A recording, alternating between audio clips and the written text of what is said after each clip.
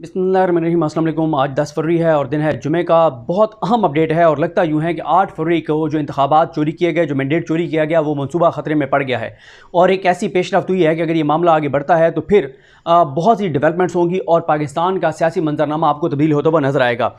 देखें, मैं आपके सामने रखता हूँ कि आज लाहौर हाई कोर्ट में एक अहम केस की समाअत थी, जो सलमान अकरम राजा साहब की पिटीशन थी और उनकी जानिब से बड़े लायक, बड़े काबिल यंग वकील हैं समीर खोसा साहब, वो उनकी तरफ से पेश हुए हैं। और आज लाहौर हाई कोर्ट के जस्टिस शाहिद करीम साहब ने एक अहम हुक्मनामा भी जारी किया है। शुरू में आपको बता दूं कि जस्टिस शाहिद करीम साहब के हवाले से उनसे मंसूब कुछ रिमार्क्स हैं जो बहुत ज़्यादा उन पर तनकीद हो रही है। वो क्योंकि मैं किसी कोर्ट रिपोर्टर से बात नहीं कर सका, उसके सियाक़ो सबाक़ क्या है, क्या बात है, वो इलेक्ट्रिक जो बाइक्स हैं उनके हवाले से जो उनसे मंसूब और उनके खिलाफ एक पूरी मुहिम चलाई जा रही है। उनके खिलाफ मुहिम चलाने का मकसद ये है कि असल में इस वक्त जस्टिस मलिक शहजाद अहमद खान साहब और शाहिद करीम साहब और हर वो जज जो आज़ाद जज है, जो अपने पाँव पर खड़ा हो गया है, जो अपने हलफ के मुताबिक चल रहा है, उस जज के खिलाफ कंपेन होगी। और हसनात मलिक साहब ने जैसे ट्वीट किया था कि जस्टिस शाहिद करीम साहब वो हैं जिन्होंने जनरल परवेज़ मुशर्रफ को सज़ाए मौत सुनाने वाले बेंच का वो हिस्सा थे, जो स्पेशल एक ट्रिब्यूनल था, जो स्पेशल एक कोर्ट थी,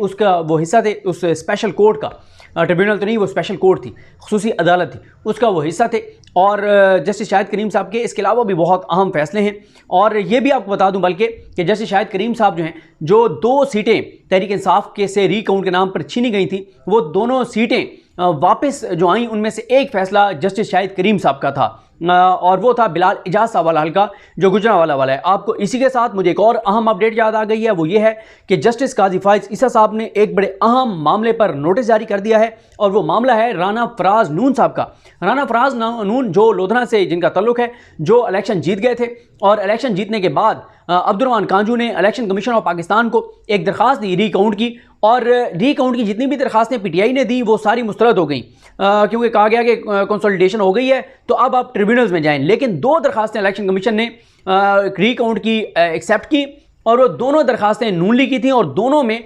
पीटीआई के उम्मीद जीते हुए जो एमएनएस थे, एक बिलाल इजाज साहब गुजरांवाला से, एक राना फराज नून लोधना से, ठप्पे लगा के डबल स्टैम्प करके वोट ज़ाया करके और इन दोनों को हरा दिया गया, नून लीग को जितवा दिया गया। उसके बाद फिर क्या हुआ, ये मामला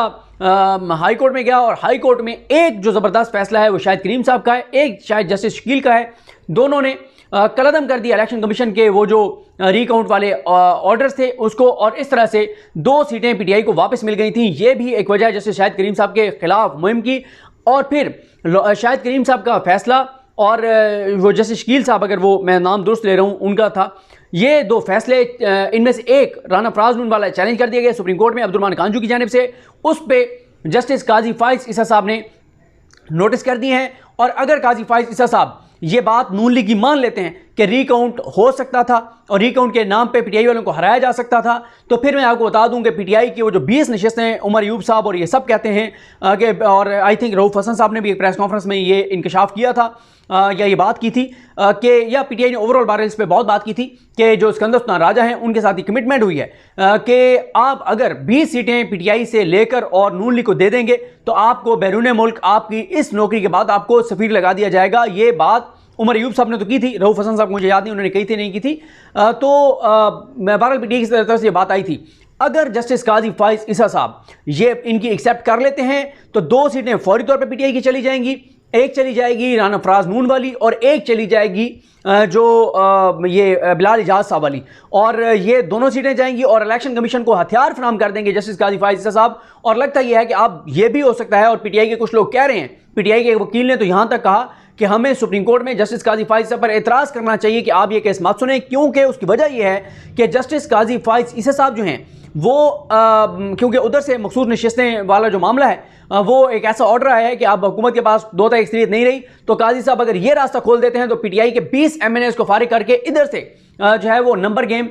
जो आईनी तरमीम के लिए पूरी कर दी जाएगी। तो ये अब पीटीआई के कुछ लोगों का ये ख्याल है कि काजी साहब ये भी बहुत ख़तरनाक काम कर सकते हैं कि इलेक्शन कमीशन को कह दें कि बिल्कुल रिकाउंट हो सकता है और वो रिकाउंट की जो दरखास्तें पेंडिंग उन्होंने रखी हुई हैं नून लीग वालों की, उनको अलाउ करें, डबल स्टैंप लगाएं और पीटीआई को 20 नशिस्तें हराकर, पीटीआई से 20 नशिस्तें लेकर और नून लीग को दे दी जाएं और इस तरह से काजी फाइज साहब की एक्सटेंशन के लिए नंबर गेम पूरा हो जाए। ये भी पीटीआई के खदशात हैं। लेकिन अब आते हैं इस बात पर कि मामला आज क्या हुआ है। देखिए, मैं आपको बता रहा हूँ, मुसलसल इस पर अपडेट कर रहा हूँ कि जो जस्टिस मलिक शहजाद अहमद खान साहब हैं उन्होंने 4 अप्रैल को एक इलेक्शन कमीशन को लेटर लिखा था जिसमें उन्होंने 6 मजीद जजेस जो हैं उनको ट्रिब्यूनल जो है उनको के ट्रिब्यूनल के तौर पर उनको नोटिफाई किया था, लेकिन उसकी फाइनल जो आप इसको इन्होंने नामजद किया या जो भी कहें टेक्निकली, लेकिन इनको इलेक्शन कमीशन नोटिफाई करना था और या अगर इन्होंने भी नोटिफाई किया है तो उन्होंने भी करना था, उसके बाद इन्होंने काम शुरू करना था। उन 6 जजेस में थे जस्टिस शाहिद करीम साहब, जस्टिस चौधरी मोहम्मद इकबाल साहब, जस्टिस अनवार हुसैन और बहावलपुर बेंच में जस्टिस आसिम हफीज़, मुल्तान बेंच में जस्टिस राहील कमरान और रावलपिंडी में जस्टिस मिर्ज़ा वकास रऊफ़। अब इलेक्शन कमीशन ने एक्सेप्ट नहीं किया। पीटीआई ये मामला अब ले गई है लाहौर हाई कोर्ट में सलमान राजा साहब की तरफ से पेश हुए जो समीर खोसा हैं, वो यंग वकील हैं और बड़े लायक, और उनसे मैंने उनसे मेरी बात हुई है, उनसे मैंने तफसीलात मंगवाई हैं और मैंने कुछ पॉइंट्स लिखे हैं ताकि मैं उसी तरह से आपके सामने रखूं। देखें, एक तो समीर खोसा साहब ने बताया है कि तमाम हाई कोर्ट्स ने जो नाम भेजे वो तमाम इलेक्शन कमीशन ने एक्सेप्ट कर लिए और जो लाहौर हाई कोर्ट ने पहले 2 नाम भेजे थे वो एक्सेप्ट कर लिए थे। अब उसी की कंटिन्यूएशन में ये 6 नाम और जो भेजे हैं, ये 6 नाम एक्सेप्ट इलेक्शन कमीशन नहीं कर रहा। और दूसरा ये भी इंपॉर्टेंट है कि टोटल कोई 400 के करीब कौमी असम्बली और यानी सूबाई असम्बली और कौमी असम्बली की नशिस्तें मिला लें तो ये तकरीबन 400 बन जाती हैं पंजाब की। तो मसला ये है कि पंजाब की 400 सीटों में कोई 400 जीते हैं और 400 हारे हैं। अब हारने वाला जो है वो ट्रिब्यूनल में जा सकता है किसी के खिलाफ भी, यानी आपने 400 नशिस्तें जो हैं वो पंजाब की 400 नशिस्तों के लिए अपने से 2 जज ट्रिब्यूनल अपॉइंट किए हैं। ये बदनीयती थी लाहौर हाई कोर्ट के जो साबिक चीफ जस्टिस थे अमीर भट्टी साहब उनकी, और ये बात मैं अपनी तरफ से कह रहा हूँ, ये उन्होंने नहीं कही समीर खोसा साहब ने, ये मैं कह रहा हूँ कि ये बदनीयती थी। जो जस्टिस अमीर भट्टी थे जो चाबी वाले खिलौने थे और अदलिया के उन किरदारों में से एक किरदार थे जिनको हमेशा जिनका नाम जो है वो नफरत से लिया जाएगा और अदलिया में चाबी वाले खिलौनों और बड़े गंदे किरदारों के तौर पर उनका नाम लिया जाएगा, जिन्होंने जो है वो इलेक्शन चोरी करने वालों के साथ मिलके और 8 फरवरी के मैंडेट को जो चोरी है उसकी वापसी को रोकने के लिए ये इकदाम किया था जस्टिस अमीर भट्टी साहब ने, चीफ जस्टिस अमीर भट्टी साहब ने। उसके बाद एक और जो बात तो उन्होंने बड़ी इंपॉर्टेंट बताई समीर खोसा साहब ने कि देखें उसमें इलेक्शन एक्ट में लिखा हुआ है कि चीफ जस्टिस जो हैं कंसर्न्ड हाई कोर्ट के उनके साथ मुशावरत होगी, कंसल्टेशन होगी इलेक्शन कमीशन की ट्रिब्यूनल्स के लिए। तो उन्होंने कहा कि ये जो कंसल्टेशन है जो कानून में लिखा हुआ है इसके हवाले से इस तरह का एक केस जो जजेस की तकरीर के हवाले से ये मामला गया था सुप्रीम कोर्ट में। सुप्रीम कोर्ट ने इस पर फैसला दिया हुआ है कि यहाँ पे जो कंसल्टेशन होगी यहाँ पे इसका मतलब यह है कि जो नाम चीफ जस्टिस भेजेगा वही नाम ही एक्सेप्ट किया जाएगा। उसकी वजह यह है कि उन्होंने फिर वो बताया और उनकी बात ठीक है कि देखें ये इलेक्शन कमीशन को नहीं पता कि किस जज की क्या कैपेसिटी है, कौन कितने फैसले कर सकता है, किसकी क्या एक्सपर्टीज़ हैं। ये चीफ जस्टिस को पता है कि उसकी हाई कोर्ट में कौन कौन से जजेस हैं जिनकी एक्सपर्टीज़ हैं। और दूसरी बात यह है कि इलेक्शन कमीशन तो खुद इसमें फ्रीक है। ये तो इलेक्शन चोरी करने वाला इलेक्शन कमीशन है, धांधली करने वाला इलेक्शन कमीशन है, इलेक्शन कराने वाला इलेक्शन कमीशन है, आरओ सेलेक्ट करने वाला इलेक्शन कमीशन है। ये तो केस ही इलेक्शन कमीशन के खिलाफ है। तो इलेक्शन कमीशन कैसे फैसला कर सकता है कि हमारे खिलाफ केस जो है ये जज सुनेगा ये नहीं सुनेगा। और ये तो एक तरह से जुडिशल वर्क के अंदर जो है वो मुदाखलत के मुतरादिफ है। उसके बाद उन्होंने बताया कि ये आज उनको जो रिलीफ मिला है 10 मई को, उसमें शाहिद करीम साहब ने अगली समाअत तक कहा है कि सलमान अकरम राजा साहब की हद तक सलमान अकरम राजा साहब का के जो धांधली का केस है, जो इलेक्शन पिटीशन है, वो किसी बेंच के सामने किसी ट्रिब्यूनल के सामने अगली समाअत तक फिक्स नहीं किया जाएगा। और इस ऑर्डर के बाद और अभी उन्होंने इलेक्शन कमीशन को सारों को नोटिस कर दी हैं और और अगर फौरी तौर पे पीटीआई के जितने लोग फॉर्म 45 पे जीते हुए हैं जिनके इलेक्शन ट्रिब्यूनल्स में केसेस उन्होंने दायर किए हैं, वो सब अगर लाहौर हाई कोर्ट जाते हैं और वो भी इस तरह का एक ऑर्डर ले लेते हैं कि जब तक chief justice Lahore high court justice Malik Shahzad Ahmed Khan साहब के भेजे गए 6 नामों को नोटिफाई नहीं किया जाता, उस वक्त तक ये इलेक्शन पिटीशन जो हैं वो किसी के पास ना लगाई जाएं, क्योंकि ये 6 जजेस नोटिफाई होंगे तो इसमें ऐसे जजेस मौजूद हैं जो अपने हलफ के मुताबिक काम करेंगे और इनमें से 3 तो कम अज़ कम ऐसे हैं कि उनके सामने जो केस लगेगा वो मेरिट पे डिसाइड होगा, वो अपने हलफ के मुताबिक डिसाइड करेंगे। और आपको पता है हलफ के मुताबिक डिसाइड करेंगे तो 100% सीटें जो हैं जितने इलेक्शन ट्रिब्यूनल में मामलात गए हैं जो पीटीआई ने हारी हैं वो 100% सीटें पीटीआई जीती हुई है। और बल्कि पीटीआई ने जो है इसमें भी देखा कि अगर कहीं पे किसी को शक भी है कि नहीं इतनी मतलब वो जो धांधली हुई है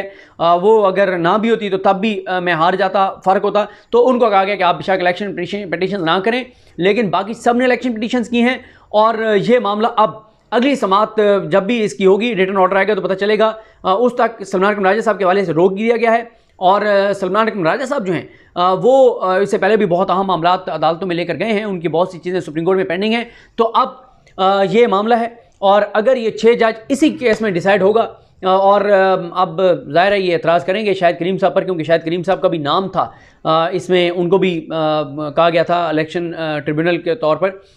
कि वो इलेक्शन पिटीशन सुनेंगे। तो अब ये मामला अगली समाअत तक गया है। अगर ये 6 जजेस नोटिफाई हो जाते हैं और लाहौर हाई कोर्ट ये फैसला सुनाती है कि ये चीफ जस्टिस ने जो नाम भेजे हैं इन्हीं को नोटिफाई करना पड़ेगा, इलेक्शन कमीशन जो कह रहा है कि आप 20 नाम भेजें हम सिलेक्ट करेंगे, वो दुरुस्त नहीं है, तो फिर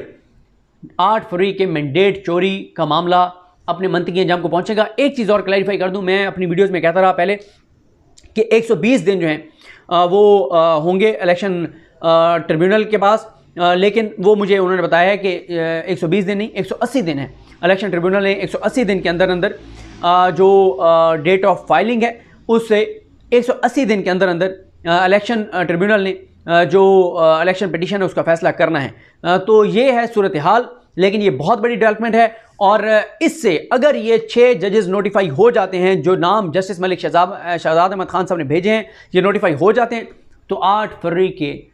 इलेक्शन चोरी का मंसूबा जो है वो बुरी तरह बर्बाद हो जाएगा। वो क्योंकि ये जजेस जब वो जजेस ये केसेस सुनेंगे जो अपराइट हैं, जो अपने हलफ पर चलने वाले हैं, तो ये सीटें पीटीआई के पास वापस आएंगी और नून लीग की एक के बाद एक विकेट जो है वो गिरती चली जाएगी। मुझे अपनी दुआ में याद रखें। अल्लाह करीम हम सब कामिल नासरो। अल्लाह हाफिज़।